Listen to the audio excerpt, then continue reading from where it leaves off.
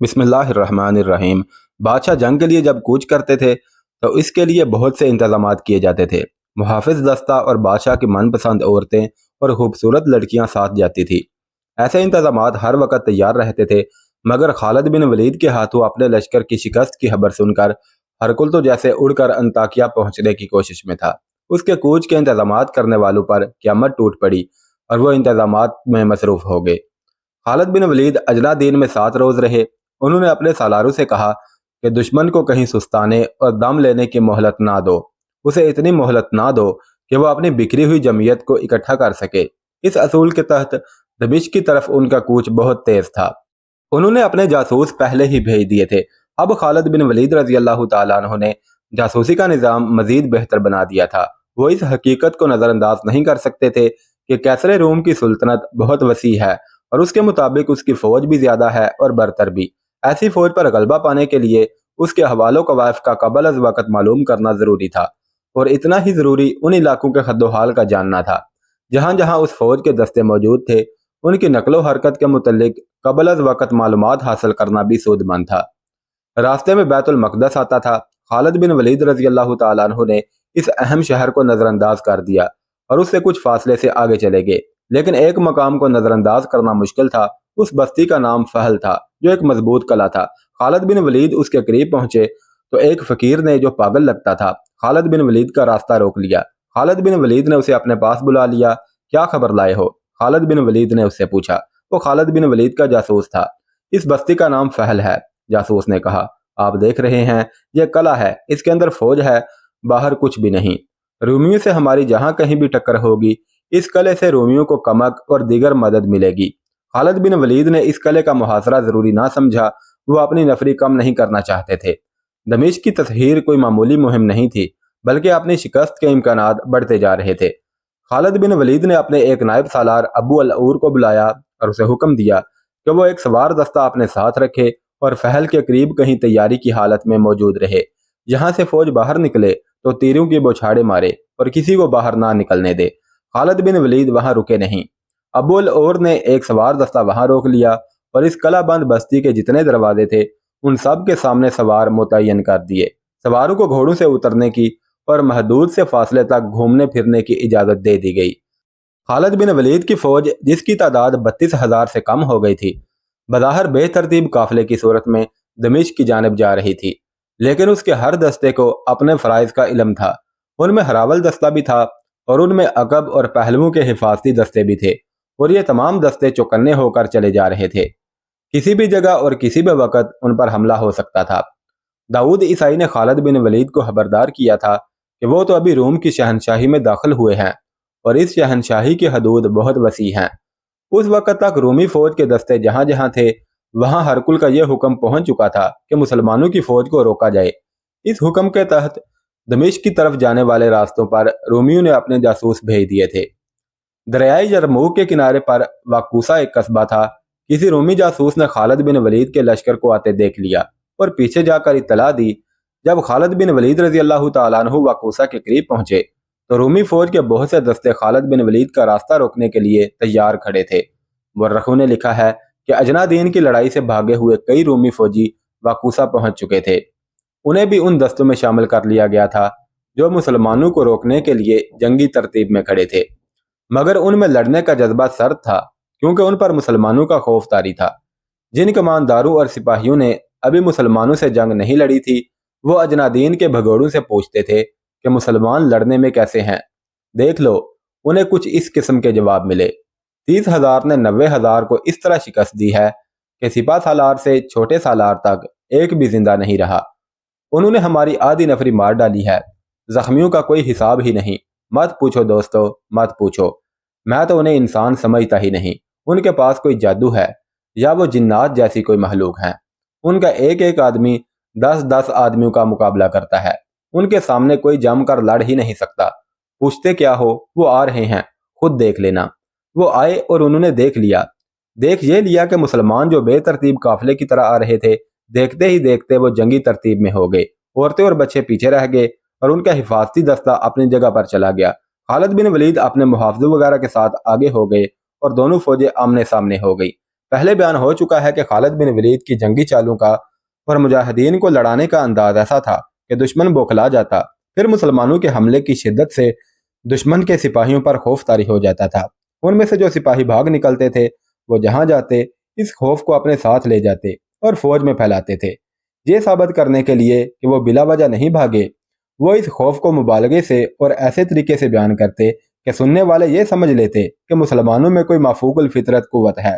اس طرح خالد بن ولید نے دشمن پر ایک نفسیاتی اثر ڈال رکھا تھا جو ہر میدان میں ان کے کام آتا تھا۔ یہ قوت مافوق الفطرت ہی تھی جو عقیدے کی سچائی، ایمان کی پختگی اور جذبے کی شدت سے پیدا ہوئی تھی۔ مسلمان اللہ کے حکم سے لڑتے تھے، ان کے دلوں میں کوئی ذاتی غرض یا لالچ نہیں تھا۔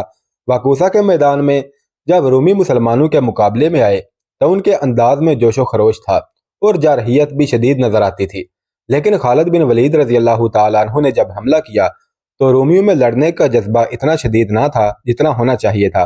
خالد بن ولید نے سامنے سے حملہ کیا اور دونوں پہلوؤں کے کچھ دستوں کو پھیلا کر اس حکم کے ساتھ آگے بڑھایا کہ دشمن کے پہلوؤں کی طرف جا کر حملہ کرے۔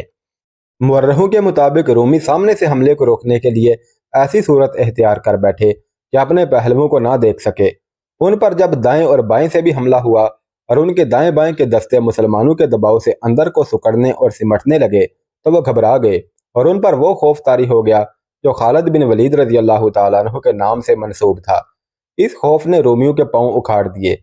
ان رومی دستوں کے لیے یہ حکم تھا کہ وہ مسلمانوں کو زیادہ سے زیادہ دنوں تک روکے رکھیں۔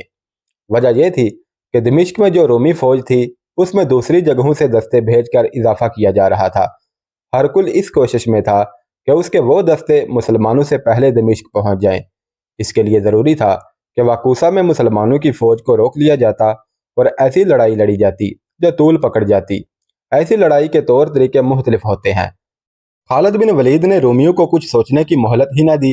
رومی بے شمار لاشیں اور زخمی میدان میں چھوڑ کر بھاگ گئے۔ خالد بن ولید وہاں اتنا ہی رکے کہ اپنے شہیدوں کا جنازہ پڑھ کر دفن کیا، زخمیوں کو ساتھ لیا، مال غنیمت اکٹھا کیا اور چل پڑے۔ یہ اگست 634 عیسوی کا تیسرا ہفتہ تھا۔ شہنشاہ ہرکل انطاکیہ جا پہنچا اور وہاں اپنا ہیڈ کوارٹر بنا لیا۔ ہم سے انطاکیہ کو روانہ ہونے سے پہلے اس نے دمشق کی رومی فوج کے سالاروں توما، ہربیس اور ازازیر کو پیغام بھیج دیا تھا کہ وہ فوراً انطاکیہ پہنچے۔ ہرکل کے پہنچتے ہی تینوں سالار انطاکیہ پہنچ گئے۔ کیا تم نے سن لیا ہے کہ تمہارے سالار وردان اور کبکلار بھی مارے جا چکے ہیں؟ شہنشاہ ہرکل نے ان سے پوچھا۔ کیا تم بھی کیسر روم کی عظمت کو ذہن سے اتار دو گے؟ کیا تمہاری نظروں میں بھی صلیب کا تقدس ختم ہو چکا ہے؟ مسلمان ابھی تو ہمارے سامنے آئے ہی نہیں، سالار توما نے کہا۔ ہمیں ابھی نہ آپ نے آزمایا ہے نہ مسلمانوں نے، انہیں آنے دیں، آپ کی بیٹی کے آگے میں شرمسار نہیں ہوں گا۔ توما شہنشاہ ہرکل کا داماد تھا اور وہ دمشق کا سپہ سالار تھا۔ بڑا پکا مذہبی آدمی تھا اور اپنے مذہب عیسائیت کے فروغ اور تحفظ کے لیے سرگرم رہتا تھا۔ توما، ہرکل نے اسے کہا، تم مذہب میں اتنے مگن رہتے ہو کہ دمشق کے دفاع کی طرف پوری توجہ نہیں دے رہے۔ میں تو یہ سمجھتا ہوں کہ مذہب نہ رہا تو دمشق بھی نہیں رہے گا۔ توما نے کہا، کیا آپ نہیں جانتے کہ مسلمانوں کے خلاف جنگ بھی مذہب میں شامل ہے؟ میں یہاں اکیلا تو نہیں، جنگی معاملے سالار ہربیس کے پاس ہیں اور سالار ازازیر بھی میرے ساتھ ہے۔ کیا ازازیر فارسیوں کو اور پھر ترکوں کو کئی لڑائیوں میں شکستیں نہیں دے چکا ہے؟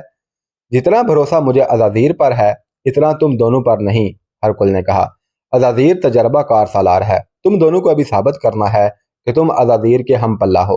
ازازیر رومیوں کا بڑا ہی قابل اور دلیر سالار تھا۔ اس نے بہت سی لڑائیاں لڑی اور ہر میدان میں فتح حاصل کی تھی۔ عربی زبان پر اسے اتنا عبور حاصل تھا کہ وہ عربی بولتا تھا تو شک ہوتا تھا کہ عرب کا رہنے والا ہے۔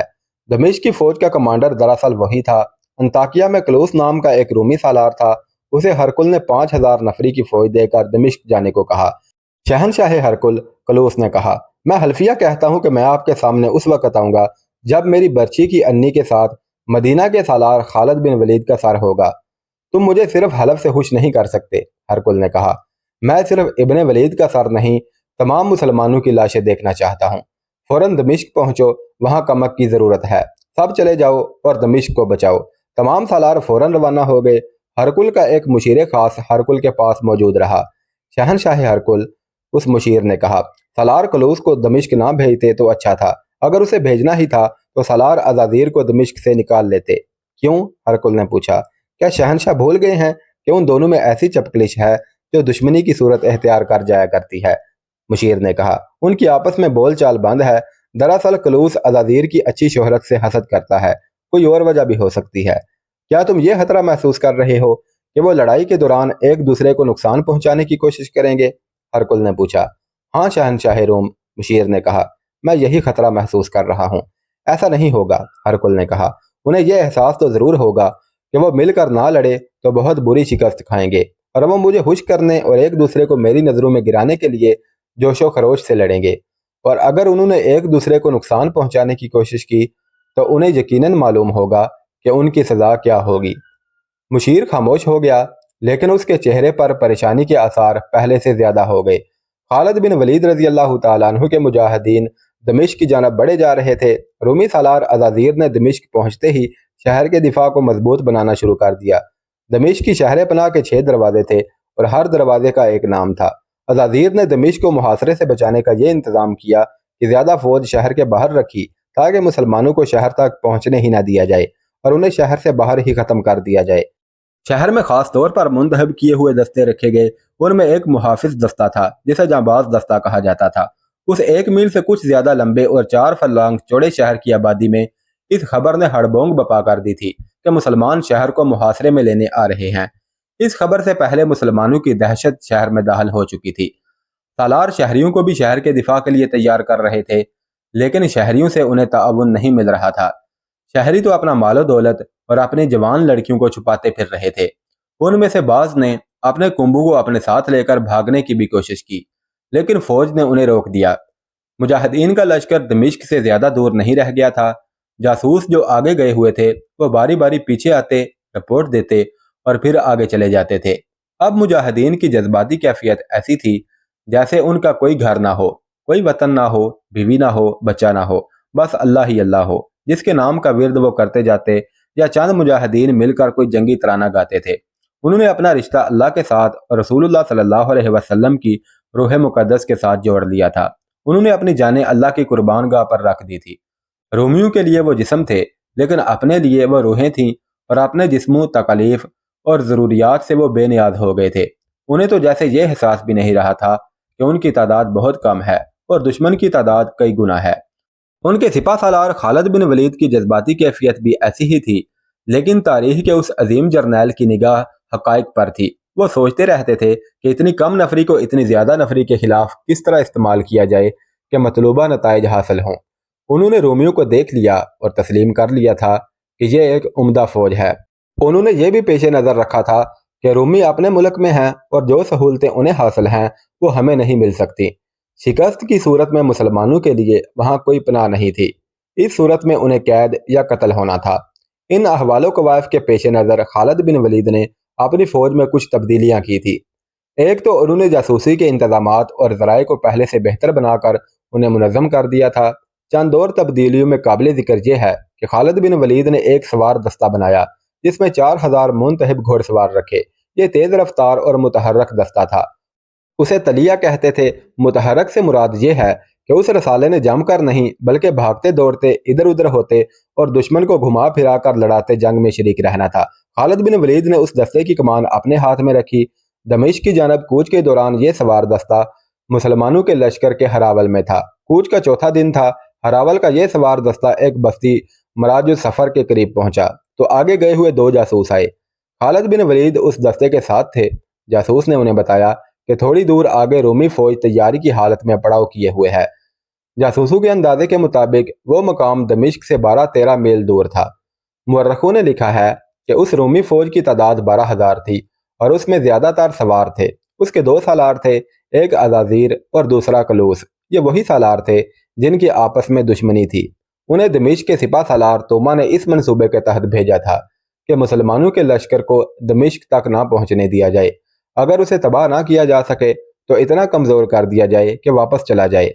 अगर यह भी मुमकिन ना हो सके तो इतनी सी कामयाबी हर कीमत पर हासिल की जाए कि मुसलमानों को ज़्यादा से ज़्यादा दिन दमिश्क से दूर रखा जाए ताकि दमिश्क के दिफा के लिए मज़ीद दस्ते वहाँ पहुँचाए जा सके और शहर में इतनी खुराक पहुँचा कर जमा की जा सके कि मुहासरा तूल पकड़ जाए तो शहर में कहत की सूरत पैदा ना हो। खालिद बिन वलीद के लिए यह मसला पैदा हो गया कि उनके साथ हरावल का सिर्फ ये सवार दस्ता था जिसकी नफरी 4000 थी। बाकी लश्कर अभी बहुत दूर था। हरावल की रफ्तार तेज थी।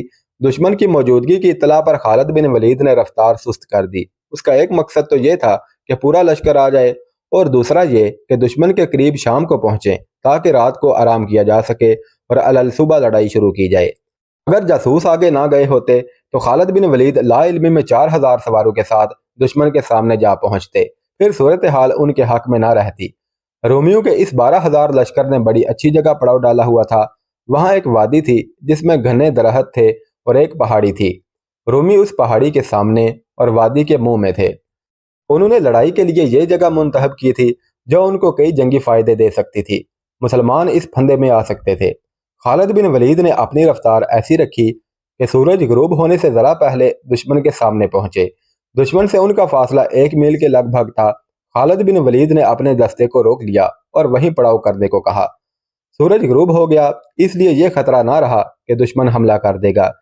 چاند کی 18ویں تاریخ تھی۔ آدھی رات کو چاندنی بڑی صاف تھی۔ خالد بن ولید پا پیادہ آگے چلے گئے۔ رومیوں کے سوار گشتی سنتری گشت پر تھے۔ خالد بن ولید ان سے بچتے پہاڑی تک گئے۔ وہ زمین کے حد و حال کا جائزہ لے رہے تھے۔ رات گزرتے ہی انہیں یہاں لڑنا تھا۔ وہ دیکھ رہے تھے کہ ان کے سوار دستے کے لیے بھاگنے دوڑنے کی جگہ ہے یا نہیں۔ خالد بن ولید کے لیے پریشانی یہ تھی کہ ان کا لشکر بہت دور تھا۔ انہوں نے پیغام تو بھیج دیا تھا کہ رفتار تیز کریں، پھر بھی لشکر جلدی نہیں پہنچ سکتا تھا۔ اس کی رفتار تو پہلے ہی تیز تھی۔ مسلمانوں کا کوچ ہوتا ہی تیز تھا۔ 19 اگست 634 عیسوی کی صبح طلوع ہوئی۔ فجر کی نماز سے فارغ ہوتے ہی خالد بن ولید نے اپنے سوار دستے کو جنگ کی تیاری کا حکم دے دیا۔ رومی بھی تیاری میں آ گئے۔ خالد بن ولید نے رومیوں کی ترتیب دیکھی تو انہیں شک ہوا کہ رومی حملے میں پہل نہیں کرنا چاہتے۔ خالد بن ولید بھی پہل کرنے کی پوزیشن میں نہیں تھے۔ انہیں اتنا وقت درکار تھا کہ باقی لشکر پہنچ جائے۔ خالد بن ولید نے رومیوں کا ارادہ معلوم کرنے کے لیے اپنے سوار دستے کے ایک حصے کو حملہ کر کے پیچھے یا دائیں بائیں نکل جانے کا حکم دیا۔ تقریباً 1000 گھوڑے سمندری طوفان کی موجوں کی طرح گئے۔ رومیوں نے حملہ روکنے کی بجائے یہ حرکت کی کہ پیچھے ہٹنے لگے۔ مسلمان سوار اس خیال سے آگے نہ گئے کہ دشمن گھیرے میں لے لے گا۔ ویسے بھی انہیں آمنے سامنے کی لڑائی نہیں لڑنی تھی۔ وہ جس رفتار سے گئے تھے اسی رفتار سے گھوڑے موڑتے ہوئے دور کا چکر کاٹ کر آ گئے۔ چند ایک سالار خالد بن ولید رضی اللہ تعالیٰ عنہ کے ساتھ تھے۔ سب کو توقع تھی کہ اب رومی حملے کے لیے آئیں گے۔ ان کی فوج 3 گنا تھی، مگر انہوں نے کوئی جوابی حرکت نہیں کی۔ خدا کی قسم رومی کچھ اور چاہتے ہیں، خالد بن ولید نے اپنے سالاروں سے کہا۔ یہ ہمارے ساتھ کھیلنا چاہتے ہیں اور میں اپنے لشکر کے انتظار میں ہوں۔ ان کے ساتھ کھیلو ابن ولید، سالار درار بن ازور نے کہا۔ یہ لڑنا نہیں چاہتے، ہمارا راستہ روکنا چاہتے ہیں، اور انہیں شاید معلوم نہیں کہ ہمارا لشکر ابھی دور ہے، خالد بن ولید نے کہا۔ یہ بھی سوچ ابن ولید، سالار شراحبیل نے کہا، کیا یہ چوکس نہیں کہ ہمارا لشکر شاید کسی اور طرف سے ان پر حملہ کر دے گا؟ میں ان کا دھیان پھیر دیتا ہوں، خالد بن ولید نے کہا۔ رومیوں کی توجہ اپنی طرف کرنے کے لیے خالد بن ولید نے یہ طریقہ اختیار کیا کہ دشمن کو انفرادی مقابلوں کے لیے للکارا۔ پہلے بیان ہو چکا ہے کہ اس دور میں فوجوں کی لڑائی سے پہلے دونوں فوجوں میں سے ایک ایک آدمی سامنے آتا اور ان میں انفرادی لڑائی ہوتی تھی۔